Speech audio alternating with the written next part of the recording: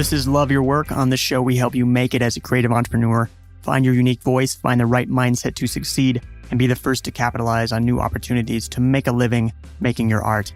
I'm David Cadavy. If you want to join us here on Love Your Work every Thursday, please hit subscribe on your podcast's app. And to get your free creative productivity toolkit, sign up at cadavy.net/tools. David Allen has built a legacy. He's created a system that helps millions of people get more of what they want out of life. Getting Things Done, the book has sold millions of copies, and there's an entire cottage industry of GTD apps and consultants all over the world. Even if you've never read or heard of GTD, you or someone you work with probably operates with next actions and context and other GTD concepts. David and I talked more about the GTD system back in his first appearance on the show on episode 85. This time, we'll be talking about David's accidental legacy. How does somebody create something that spreads like wildfire and changes the culture? Today, we'll talk about your day-to-day actions are guided by meaning on various levels. How can you think about the different levels of what's meaningful to you? And how can you think about what actions you need to take to make those things happen? And why does David's screensaver just say, let go? Following a system like GTD may feel like it's for control freaks, but learn the difference between being in control and being under control. And what was the one email David got that made him decide that GTD was ready to scale globally? Here's David Allen.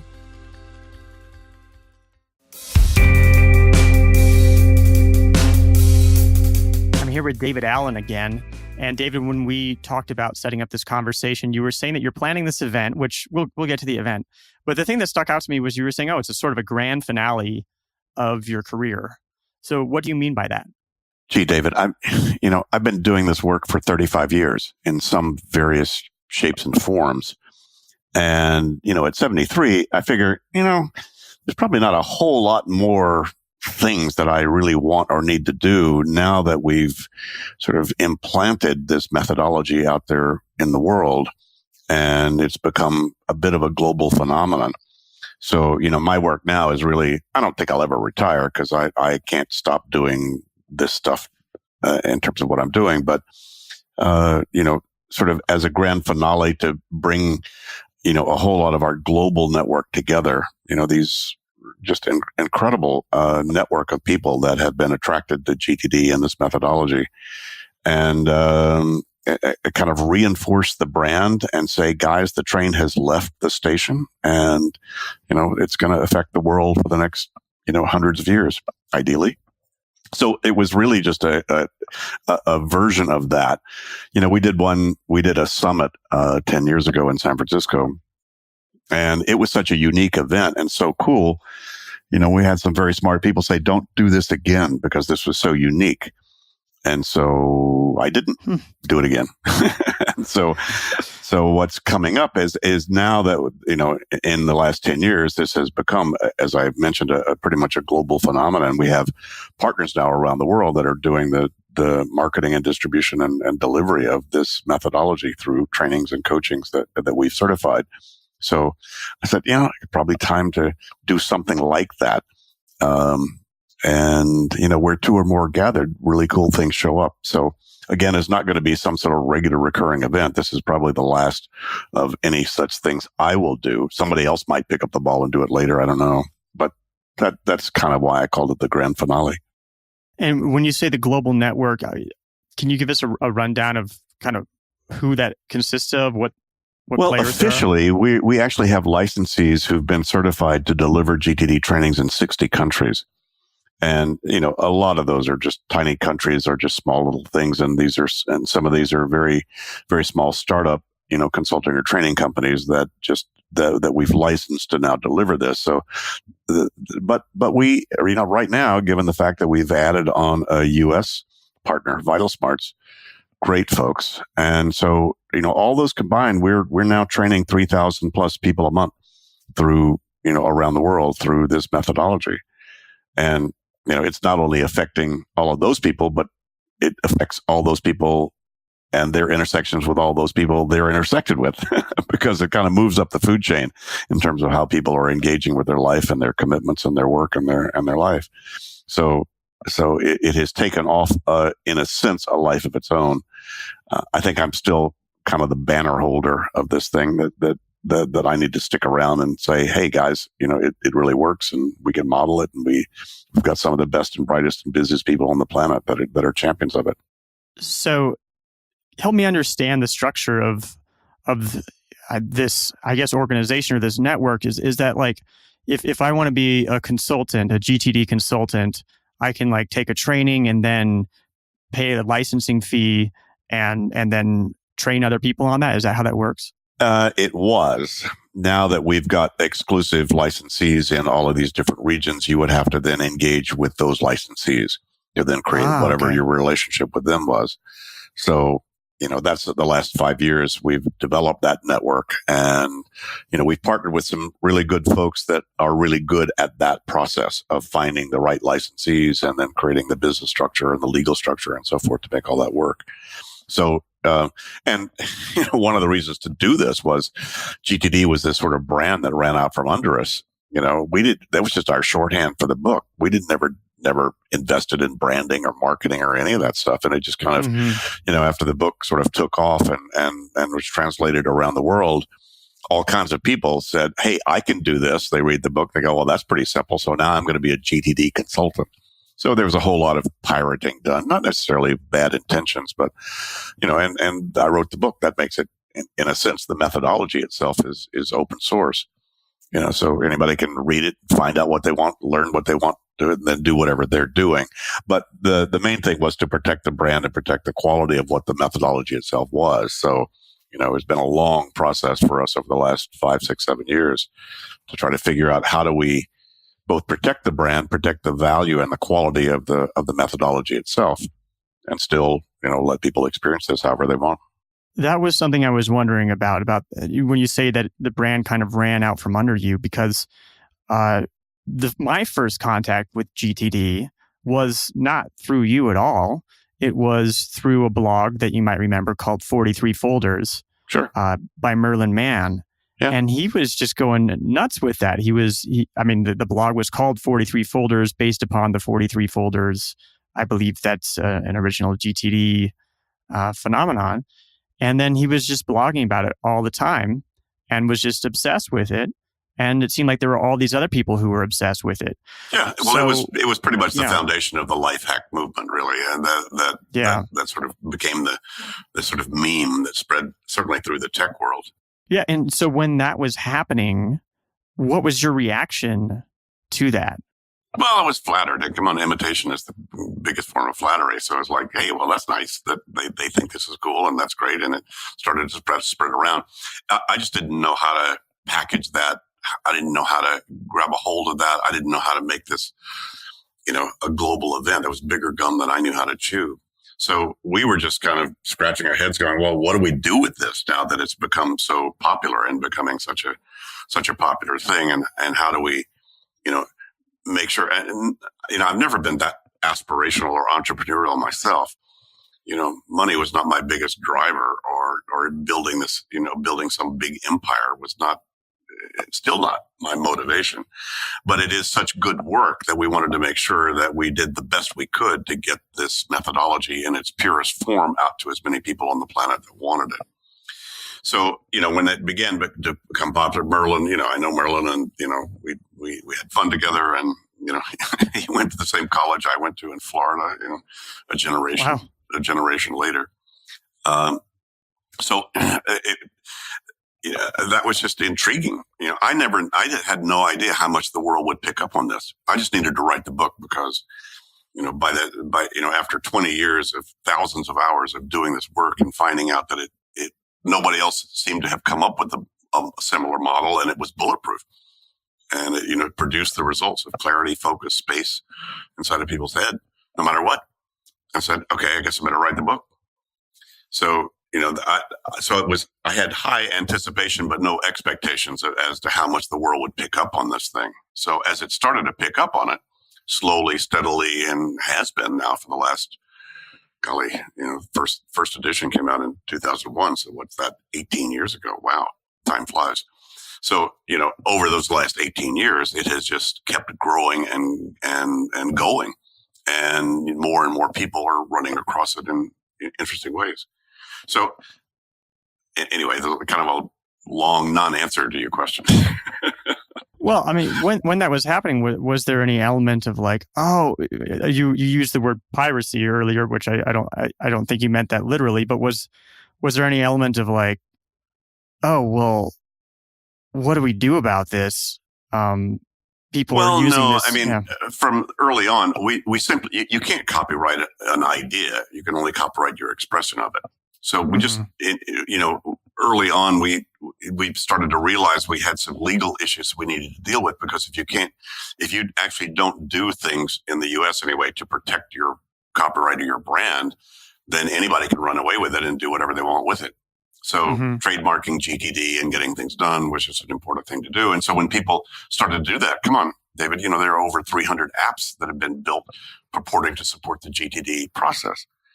And so we just needed to make sure that people sort of gave credit where credit was due, and they didn't abuse essentially the copyrights, to that. They could then, as long as they met those kind of guidelines, they could do whatever they wanted. So that was, early on, we just had to build some sort of a guidelines and structures, about that. And 98% of the time, most people are highly cooperative. They go, oh, gee, I didn't know. Okay, I will, change my website. I will change, how I'm expressing this or whatever. So people have been highly cooperative and quite nice about this, actually. Yeah, there's like this whole cottage industry around GTD, especially with the apps. You said 300 apps. So when somebody makes an app and they purport to support GTD, I mean, in what ways do they have to comply to your standards? Well, when we find out about that, we just let them know. We just send them a set of guidelines about, hey guys, come on, you can't use GTD without a trademark symbol, and and I don't know, I'm not the legal beagle, on our team, so Anne just sends a templated, thing called, hey, here are guidelines about this. We'd hope you would cooperate, and again, for the most part, they all do. Very cool. Well, and you were saying that you didn't really have aspirations to build this huge empire. And I think that at this stage in your career, just about everybody who's listening would like to be in the position that you're in, which I think it's hard to argue that you have and will have a legacy, that this methodology may be taught for hundreds of years and will be the foundation of being productive and effective for people for a very long time. Don't be too modest. Do you agree with that? And I do. And how do you feel about that? Oh, it's fabulous. Are you kidding? I've been graced by all the powers that be to have run across something and uncovered something and formulated something that does no harm, to be Google-esque. That basically does nothing but anybody, and you don't even have to implement the whole thing. You implement any of the GTD methodology and it will improve your condition, whatever it is. It'll give you more clarity, more space, more freedom, more control, in your life. And so, God, how cool is that? Not only that, the people most attracted to this, that have become the network in my world are the people who need it the least. They're already the most productive, aspirational, positively focused, people you'd ever meet. And it's kind of a strange paradox. The people who need it the least are the most attracted to it, because I think, you have to already know that systematizing your world is important. People never had a system before. They're not going to be attracted to this. It's going to look too hard. But people who've already had a system, but their life is now, they've overcreated themselves in terms of what their own personal systems can manage, are the most attracted to this. So that's a cool bunch of folks. Well, in a way, we have systems in our life, whether we're aware of it or not. Sure. Well, if you were disorganized, you couldn't get out of bed. So, everybody's got their own system. You're right. I mean, we agree upon what time it is across the globe. So that's a system that wasn't around forever. And I feel like you've created a new system of this idea of contexts that can be built upon. Well, anybody who keeps a calendar or a schedule or a diary is already admitted that their head is not the best place to hold commitments and reminders of those things. Cognitive science has now basically proven, and in the last 10 or 15 years, that your head can't hang on to more than about 4 things, and manage relationships between those. And so, your head's for having ideas, but not for holding them. So the fact, if anybody listening to this has a calendar, you already know that your head, well, what, throw your calendar away. If you don't like lists, if you don't like to keep track of all your other commitments, errands you need to run, things you need to talk to your life partner about, things you need to bring up at the board meeting, things you need to, sit down and draft at your computer, websites you need to surf to get, yada, yada, yada. Come on. Most people have about 100 to 200 actual next actions that represent things they need to do about commitments they've already made. So, don't get mad at me for your lists. Those are your lists, not mine. So all I did was say, look, get them out of your head, because your head's just a crappy office. And so, building the external brain so that it really manages things, like your calendar does. That's a version of the external brain. Or putting a Post-it on the fridge, for the groceries you need to get, whoever's going to the store next. The same thing. Just, I need an external reminder, because my head needs to be freed up to do better things. It needs to make decisions about which errands to run, not try to remember the errands I need to run. Big difference. Well, and using this example of groceries on a refrigerator, that I suppose it relies upon some sort of trigger as well. Sure. Well, right? You need to see it put in front of your face, right? Or somebody's going to the store, they need to, the system needs to include the behavior, not just that you've written it down, but that somebody's going to look at it at the right time. Including the behavior before you go to the store, always check this list on the refrigerator, and making that a part of it. Back to legacy. So I think that this is something that drives and motivates a lot of people, and it's something that I personally struggle with how to approach it. But I think that some people, they strive to have a legacy. Was that ever intentional for you in building a legacy, in terms of deciding what to do and what not to do? Like, how am I going to be remembered?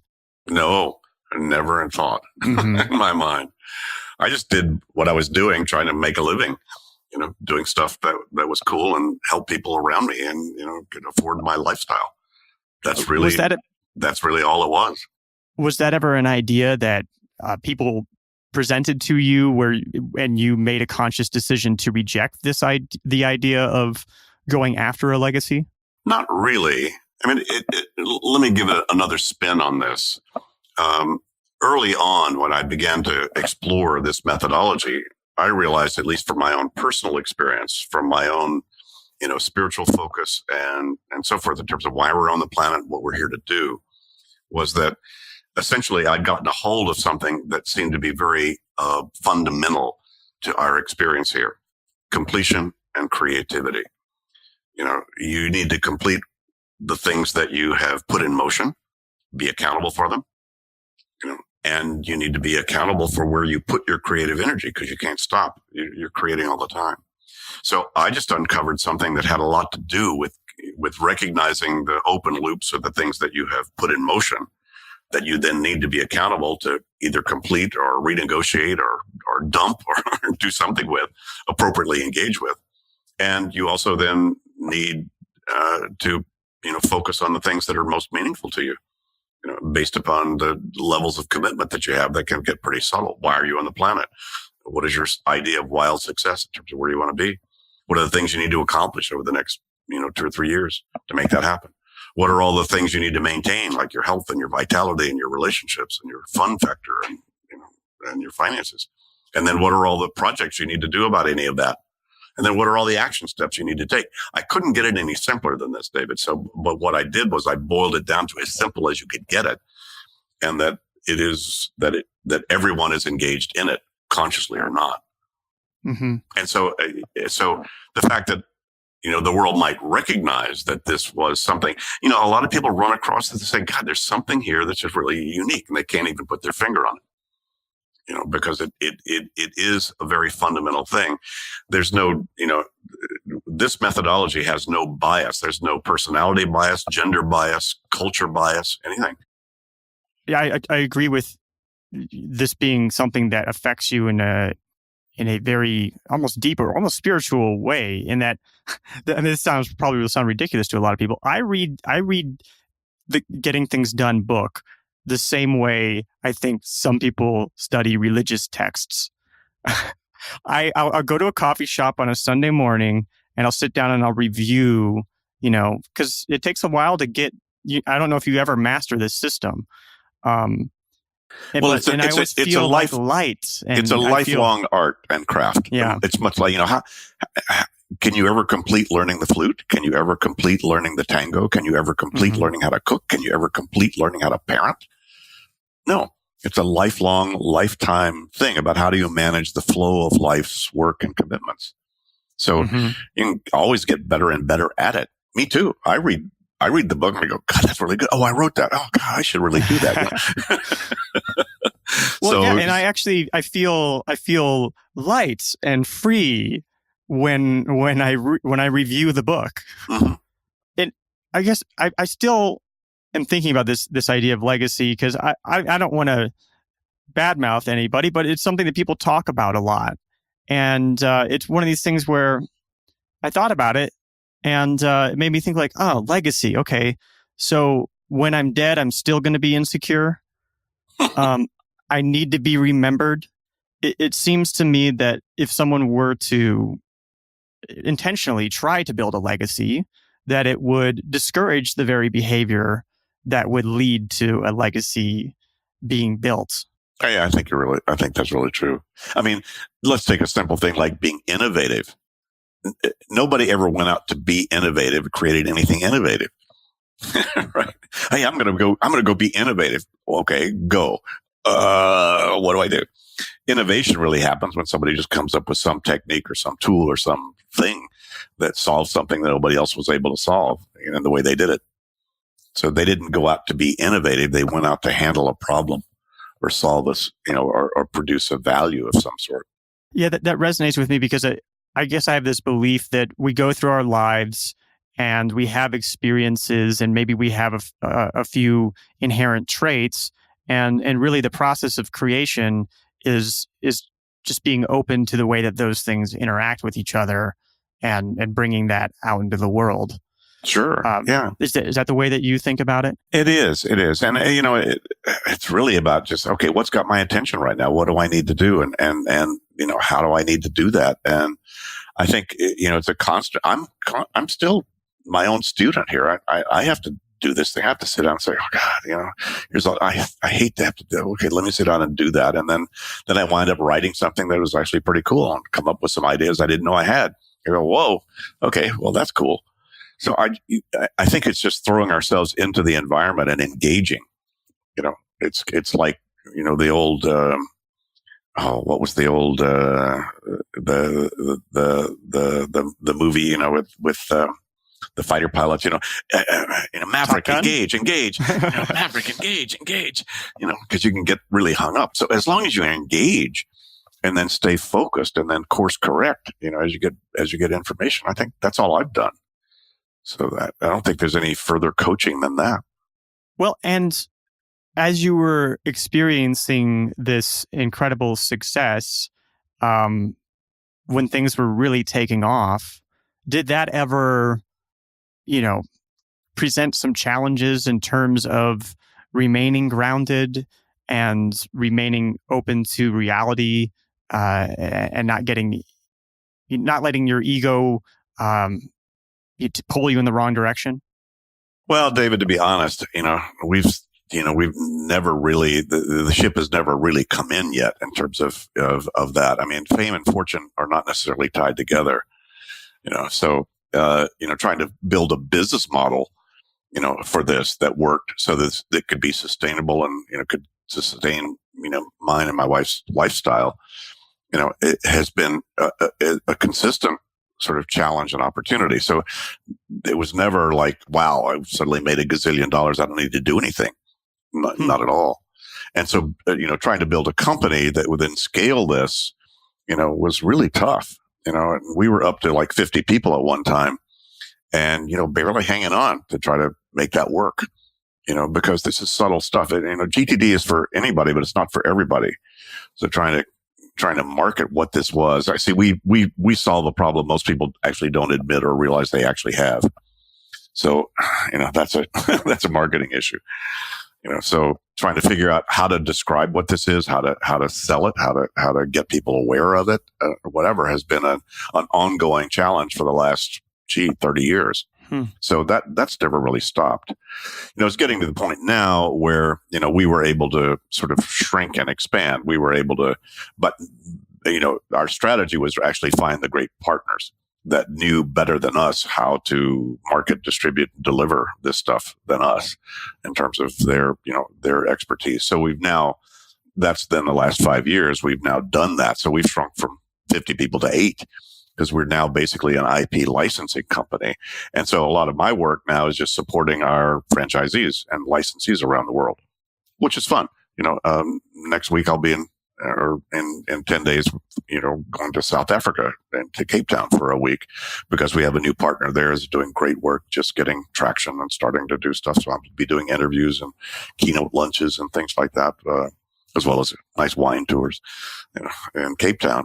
And so that's a lot of what I'm doing now is helping support the partners who we've built the business to help just, manage that. So that's been a long time coming. So believe me, we're still, figuring out how to make that work. So my wife and I are still working full time. I mean, I think that's a good reminder for anybody trying to create something is that even with something that from the outside, it seems like just sort of caught on like wildfire, like GTD, that it was still a ton of work to scale it to the point that you have. But wasn't there some moment or point where you came to a realization like, hey, this thing is really catching on, is really striking a nerve in people that I never expected, and wow, I created this. I suppose in random reflective moments, I've had those fleeting thoughts. And oftentimes I have to remind myself, "Hey, David, you're okay. You've done good work." And so, I guess I'm still a victim of the Protestant ethic that if you're not feeling like at least slightly guilty about how much harder you should be working than you are, you're going to hell. So, I still probably have a little bit of that DNA, in my system. Well, and did that never threat to, I guess, pull you off track to the point where you're saying to yourself, hey, I'm David Allen. I created this GTD thing and I know what's best and I'm going to build a legacy, and then result in causing yourself to make decisions that would hinder your ability to build a legacy? No, I have to admit, I've never had any of those kind of thoughts. Oh, that's great. Really, I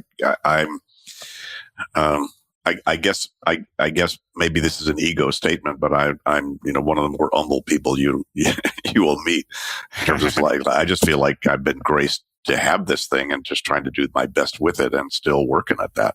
Was there a particular moment when you did realize that, oh, this is really striking a nerve in millions of people?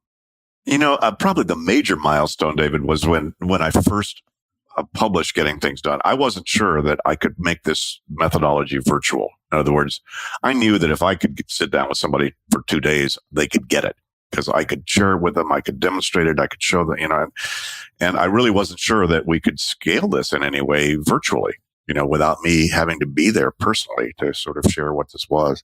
And so the first weekend that the book was published in 2001, and I got an email from a woman. She said, David, I just bought your book at Barnes & Noble and I spent the weekend implementing it. Oh my God, this has changed my life. I went, oh my God.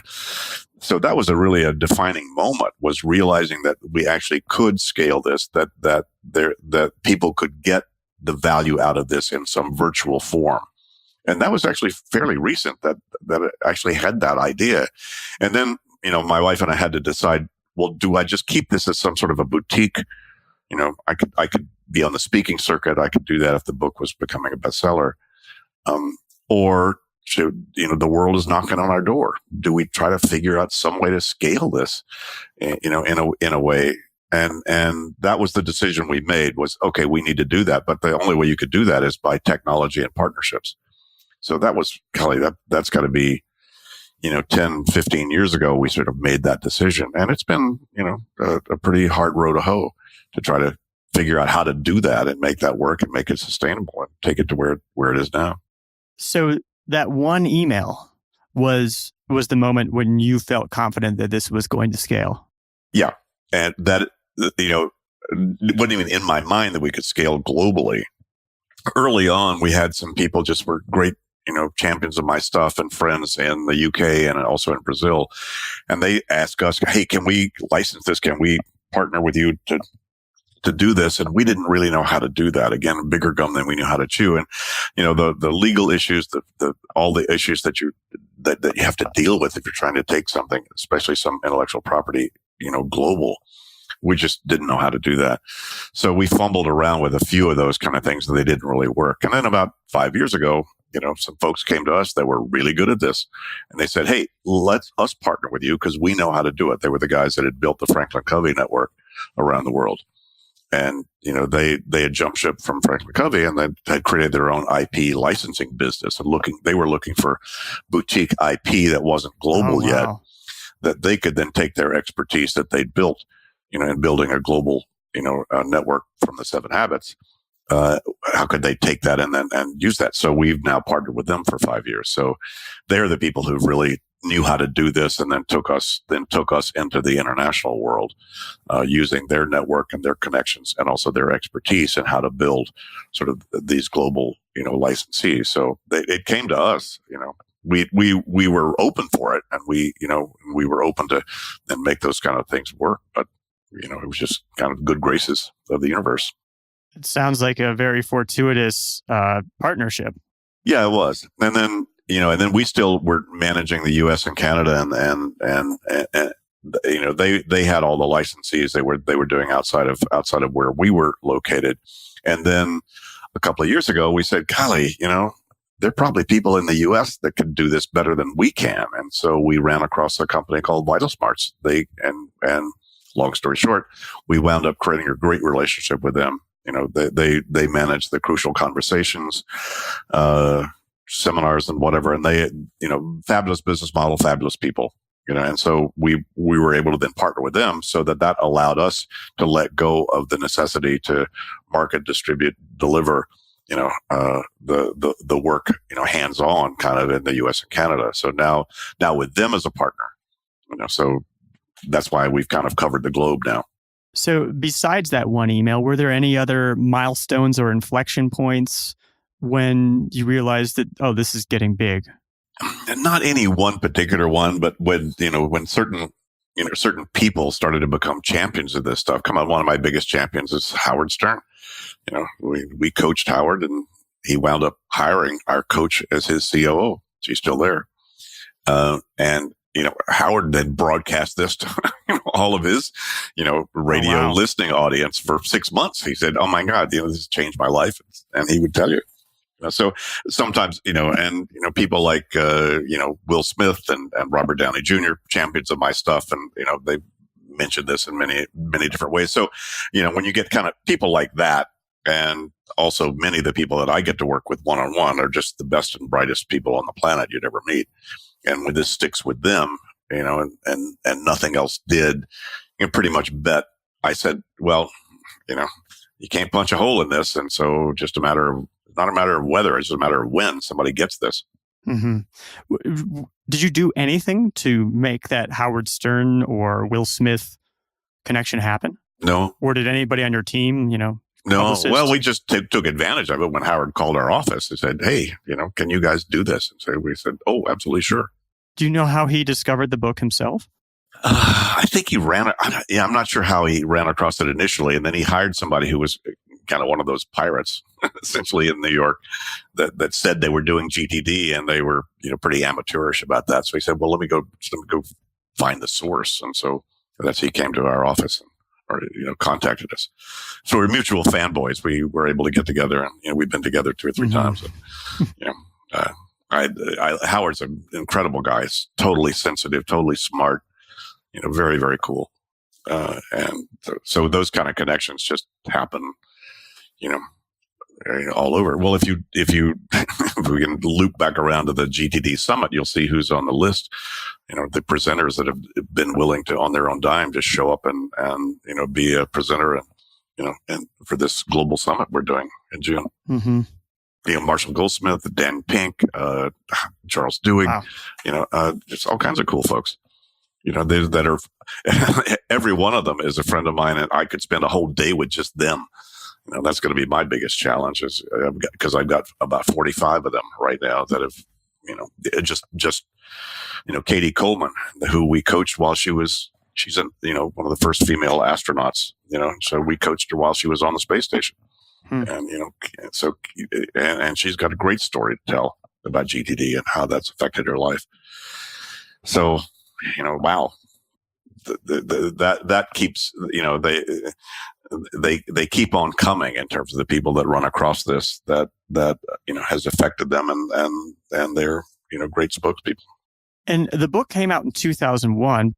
It's interesting that GTD, or as you said on our previous conversation, this stuck with me. Control is the ultimate addiction, or the master addiction, I believe is what you said. Mm-hmm. And what's your relationship with control?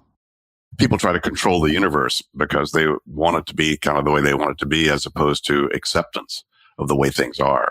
Mm. So, my screensaver just says, let go. Because anytime you try to hold on to something too tight, it's not going to work. So being open and vulnerable, I think is probably the greatest state of mind to be in, so that you're present. So I think a lot of people, for instance, keep things in their head as a false sense of control. That's why people don't write things down. People think, oh, you mean I have to keep track of everything that I've got committed to? I said, no, it's up to you. Your head's a crappy office, but, if you're trying to control it by keeping it in your head, good luck. So that there's a lot of ways that you could skin this cat. It's ironic because you can imagine somebody saying that a GTD practitioner is a control freak. Mm-hmm. And it might be the opposite. Yeah. I use the term that when we talk about control, we talk about in control, not control like control the weather, control your kids, control your boss, good luck. I'm talking about having something under control, like your car as you're driving it, or a meeting mm-hmm. as you're running it. And under control is a very real thing that you can get better at and do. And that's not a negative thing. Having something under control just means you've got it stable enough so that you're not, concerned or distracted by having a thing go off the rails. Well, to extend the car metaphor, if you were driving on an icy road, you aren't controlling every little thing that your car does, but you're in control. And part of being in control is being open to the way that your car is going to interact with this icy road. Exactly. Well, come on, riding a bicycle, very simple example. If you just hang on without letting yourself course correct, you're going to fall over. So you're constantly course correcting. So being open and having something under control means you're open and flexible, and then constantly, as you say, responding to the environment that you're in. It goes back to the appropriate engagement mm-hmm. that you were talking about previously, that engaging appropriately with, say, your someday maybe list. Okay, so you have everything on a list, and one of those lists is, say, a someday maybe list. That's an appropriate engagement. That is being in control of your mind in a way such that you are allowing for the fact that there are things that you think about that you might do someday, but that you aren't sure. Sure. Well, a lot of what drove my definition of the GTD methodology was, how do you get things off your mind? And you don't have to finish them, but you do have to appropriately engage with them. So to your point, if you said, I might want to do that, I don't want to forget the idea, but I'm not committed to move on it right now. Fabulous. Park that where those things go, and then look at them as often as you think you need to look at them. You just need to feel okay about what you're not doing. Mm-hmm. right? But you need to know what you're not doing before you can feel okay with it. So that was a whole lot of what this was about, was just getting down to the mundaneness, essentially, of keeping track of all your commitments at the multiple levels you have them, and then engaging with them appropriately. See, you and I can only do one thing at a time consciously. I mean, you're pumping blood and breathing and doing all kinds of multitasking of things that are just unconscious. But in terms of your focused attention, you can only focus on one thing at a time. You just need to. So the whole idea is, are you comfortable, David, that talking to me right now is exactly what you need to do, given all your commitments on the planet, and me, the same thing, or are we feeling terrible about all the other stuff we should be doing right now, as opposed to talking to each other? So, that's why when I'm not doing anything else, I'm cleaning up my backlog and capturing and clarifying and organizing all of those things so that whatever I'm doing, I'm fully present doing it. That's appropriate engagement. And I mean, to look at this again through this lens of this idea that putting things on lists or putting things in your system is actually a way of letting go of control. I think that, I guess, part of the reason why some people might resist putting so many things in various places and lists is because they think that by writing it down, they've somehow made a commitment to act upon it, when actually the letting go is the opposite of that. Is that you're letting go, you're letting it out of your head, and you're putting it in some place where you can be appropriately engaged with that thing. Sure. You need to be able to look at all that stuff and go, no, I'm going to have a beer. I'm going to take a nap. I'm going to play with the dog, whatever. And then, or I can watch my girl play soccer without being on my iPhone. My God. So that's really all. In a sense, that's as simple as all this is. It's just, it's only as simple as your life is simple. And most people have a much more complex, life than they realize if they actually start to sit down and catalog, all the things they're committed to. So last time I talked to you, you said that you don't even have an assistant. Is that true? Still? Yeah. I manage my own calendar. I manage all my own stuff. I have for years. That's amazing to me. And so how have you thought about that? Yeah. It's not against assistance. It's just the given, I'm a freedom kind of guy. So don't tie me down to anybody that I have to depend on for other kinds of things. So that's just my own personal stuff. That's not necessarily the most productive way to do it. I suppose there've been times when I've had people that certainly assist me, and my wife and I assist each other, for sure, split jobs at home, in terms of what we do. Well, it's funny because I think a lot of people think that to be productive, they have to have an assistant. I know I've worked with assistants in the past, and it's been nice sometimes, but also there's the idea of control sometimes, like, they didn't do this right, or, and sometimes it feels like, it's easier to just, I'm happier if I just do these things myself, and maybe I don't need that in order to scale. Sure. And, come on, a lot of it depends on what you're actually trying to do. I mean, I need all the help I can get. I just get them through different ways, essentially. And the nature of my life and the nature of my work does not require to have somebody else, manage any of that. Well, it seems that the way that you are scaling is that you've created a structure through which individuals with their own sense of agency can operate under their own motivation and spread this meme. Right. Exactly. Well, I was on the phone, for 45 minutes just before you and I talked with my partner in South Africa, because he was wondering, he's creating a brochure for some of the keynote stuff that we're going to do for luncheons and so forth when I'm there in Cape Town. And so, yeah. So in a way, he's more of a colleague and a partner than an assistant, but it's the same sort of thing. And was it difficult at all to recognize? Because it's interesting that in a way, GTD has scaled so well because you have you've given up control. Yeah, I had to let it go in terms of, as soon as I started to train trainers to deliver this, it was just totally agonizing to watch them fumble through this until they got really good at it. And so, I basically said, look, go do this as best you can. And as long as a client wants you back, you're on, that, because I'm not the best player for the play. I don't have the patience to either manage people or train people or whatever. That's not, that's not what I'm really good at. So learning how to let go and say, hey, whatever they do, as long as something, as long as it doesn't create harm somewhere, couldn't hurt.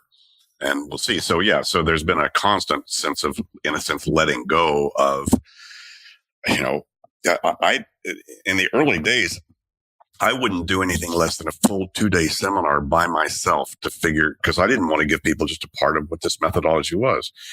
The whole is much greater than the sum of the parts. And so I didn't want to denigrate this thing unless I could really give people the whole game. And so for years, I gave these seminars and people would walk out hypnotized and think it was fabulous and then not do anything with it because it was just overwhelming. There's just too much stuff for them to integrate in terms of habit change and understanding all that. So learning how to let go and pay much more attention and credit people who are much better at instructional design and habit change and behavior change, and let them take the reins for how do we then transfer this education appropriately. I'm still doing that. Yes. So pretty much the only way to learn GTD at that point was either to work directly with you or to go to one of your 2-hour seminars. 2 days, not 2 hours. Oh, sorry, 2 days. Yeah. 2 days seminars, 2 hours. That would be very quick. 2-day seminars. But then beyond that, it was difficult for them to maintain. And even that would just give you the cognitive framework. It wouldn't actually have you implement it. That's why, our initial sort of coaching programs were 2 days, one-on-one, desk side. Because as I say, it kind of takes you, maybe 2 minutes to understand the model. It takes you 2 days to actually start to implement it if you were actually going to do that, and about 2 years to make it habitual if you really stick with it. And about 20 years to master. If that. Yeah, if that. Okay. So I assume that there was some value that came out of having that level of control over the whole system, but there must have, maybe you held on to it a little bit longer than you would if you could go back and revise history. It's all perfect. Everything got me to where I am right now, which is wonderful. So you can't denigrate any of the rungs of the ladder. So, Sure. And it was sort of fumbling through and trying to put one foot in front of the other. And I didn't really have a grand scheme other than, what we've talked about before, and so trying to just figure that out as I moved along and, charge enough money for my time that I could still afford my lifestyle. So, that's kind of how it grew. Well, from an outside perspective, you've got a wonderful legacy. You've built this huge global network. Seems like you're pretty successful. Is there, a younger version of David Allen who was very worried about whether things were going to work out and that would be very happy to see where things are now? You mean in terms of in my own memory and my own, history? Yeah. If you could speak to, your 20-year-old self or 25-year-old self, would that person be surprised at what you had to say or relieved? Maybe it would. Yeah. I've tended to approach my life, after all my personal growth training and self-development training or whatever in the 60s and 70s and 80s, and back then, I just learned to sort of live my life with high anticipation and no expectation. So, I don't like to frustrate myself or disappoint myself. So, I've tended to have that as a general sort of lifestyle approach. And so that's kept me pretty healthy. And, it's a nice way to live. High anticipation, low expectation. Is that what you have for this GTD summit? It is. Tell us more about that. It is, absolutely. Well, no, it's like, who knows? What was the movie? Kevin Costner, build it and they'll come, So this is a version of, okay, well, let's throw the dart out there. Let's commit to a venue and let me see if anybody wants to play. And it turns out very early on, we got oversubscribed with people who wanted to present. I kind of sent out invitations to my A-list and got all kinds of great responses for that. And already we're only a couple of weeks into promoting it. for June, and we're already 15% subscribed. So, my co-producers here, who are really, really excellent guys, are going, oh my God, they've never seen anything quite like that. So looks like it's going to be quite successful. So we've got a venue that can hold, 1,200, 1,300 people. So that would be our, if we get 1,000, that would be fabulous. We already have, over 200 sort of signed up. So we'll see. But it's going to be, again, any one of these people that are going to present. We're going to have panels on education and healthcare and tech and finance and raising kids and families and relationships and so forth, and how this methodology has impacted, this incredible array of presenters, from around the world that'll be talking about this and how valuable it is. I've got Julie Flagg, she runs an OBGYN clinic in Connecticut, and she's going to talk about how GTD has saved lives, just given and prevented burnout, in the health industry. So things like that. I mean, it's so I'm thrilled. So it's kind of like, well, whoever comes, I'm going to have a great time. So you don't have any preconceived notions about, who is this summit for? Well, obviously we've put it out, our GTD newsletter goes to 65,000 people. So that, that's where certainly we've started to broadcast it. And, a lot of folks are signing up and wanting to do that. So a lot of people are coming because they are either already GTD champions. They already know this. They're already part of this network, part of our team. And there are also, a lot of people that have run across GTD that want to know more about what it is that this will be for as well. So pretty sophisticated, audience that's going to be there. And this is taking place in Amsterdam. In Amsterdam, my adopted city. Absolutely. Great. Well, I guess everybody should go to this summit if they can. And any other places that you would like for people to get more of you? No, well, you can just check out gtdsummit.com. You'll see what's on the venue. You'll see what's on the program already. And and you can sign up for the newsletter. You can go to gettingthingsdone.com, our website, and sign up for the newsletter. We'll be broadcasting, again, we've got 45 presenters. So we'll be sort of sharing, half a dozen at a time over the next couple of weeks, to let people see who's going to be there. So yeah, Great. Come on in. It's a great place. Well, David, it's as always, a huge pleasure to talk to you and an honor. So thanks again for coming on the show. David, thanks for the invitation. Delighted to give me the voice to broadcast all this. It's wonderful. So good work.